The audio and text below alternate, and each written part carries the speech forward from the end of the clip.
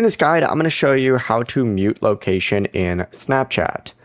Before we get into this guide, make sure to like the video and subscribe to the channel with all notifications on. It really does help with the channel and it lets us know that you want more content like this. We'd greatly appreciate it. And if at any point throughout this guide you did have any questions, just ask them down in the comment section below and we can help you out further. I'm going to be doing my best to reply to every single comment down there. Begin by opening up Snapchat. You need to tap your Bitmoji or profile icon up in the top left corner. From here, you need to scroll down and you're going to see the Snap Map option on there. Open it up and then you need to find the friend whose location you want to mute or hide. For example, we'll go to someone over here, right? Select them and then you need to go ahead and then hit the three dots up on their name and then you can select mute location and you're good to go. The process is that simple. Before you leave this guide, make sure to like the video and subscribe to the channel with all notifications on. It really does help the channel and it lets us know that you want more content like this. We'd greatly appreciate it. If at any point throughout this guide you did have any questions, once again, ask them down in the comment section below and we can help you out further.